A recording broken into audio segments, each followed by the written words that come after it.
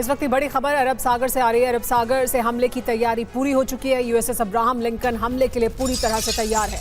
Operation के लिए 24 घंटे अलर्ट पर है युद्धपोत। मलक्का स्ट्रेट से 3 और युद्धपोत की मूवमेंट हुई है। एक और अर्माडा भेजने का भी ऐलान किया गया है। तो पूरी तैयारी है, एक और अर्माडा भेजने की तैयारी है। ऑपरेशन के लिए 24 घंटे अलर्ट पर है अमेरिका का युद्धपोत।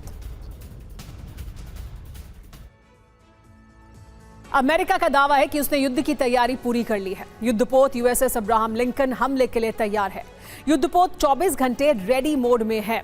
अब आपको आइए ये बताते हैं कि अमेरिकी युद्धपोत कहां-कहां तैनात है। अरब सागर में युद्धपोत की तैनाती है। इसके अलावा लाल सागर में, फारस की खाड़ी में और हॉर्मुज स्ट्रेट में अमेरिकी युद्धपोत एक्टिव हैं। अरब सागर में यूएसएस अब्राहम लिंकन और यूएसएस फ्रैंक पीटरसन की तैनाती है। लाल सागर में यूएसएस डेलब्रेट डी ब्लैक एक्टिव है। फारस की खाड़ी में यूएसएस कैनबरा रेडी मोड में है। हॉर्मुज स्ट्रेट में एसएस मैकफॉल तैनात है। यानी सारे युद्धपोत ईरान पर हमले के लिए तैयार हैं। अमेरिका के घेराव से ईरान के न्यूक्लियर केंद्रों के लिए संकट बढ़ गया है। तेहरान जानता है कि अमेरिका या इजराइल का टारगेट पर पहले कुछ होगा तो वो होंगे ईरान के न्यूक्लियर केंद्र। इसीलिए ईरान ने रक्षा कवच मजबूत कर लिया है।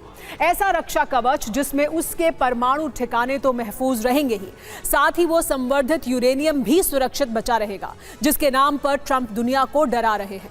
अब कैसे किया ईरान ने कवच को मजबूत, देखिए इस रिपोर्ट में। ईरान की स्थिति इस समय ऐसी है कि ना तो खामेनेई शासन ट्रंप पर डील के लिए भरोसा जता सकता है, ना ही युद्ध से बचने के लिए ट्रंप के प्रस्ताव को ठुकरा सकता है।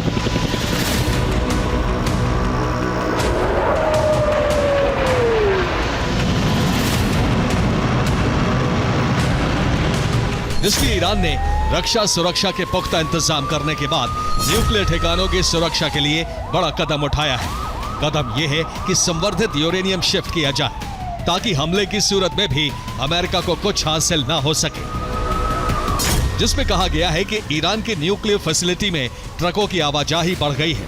आशंका जताई गई है कि ईरान अपने संवर्धित यूरेनियम की शिफ्टिंग कर रहा है।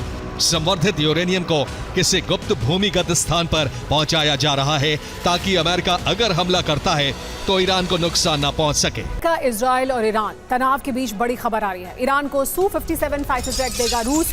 5वीं पीढ़ी के फाइटर जेट पर डील फाइनल हो गई है। तो ईरान को ये नए फाइटर जेट्स मिलने वाले हैं। Su-57 को लेकर ये डील फाइनल हुई है जो रूस देने वाला है ईरान को।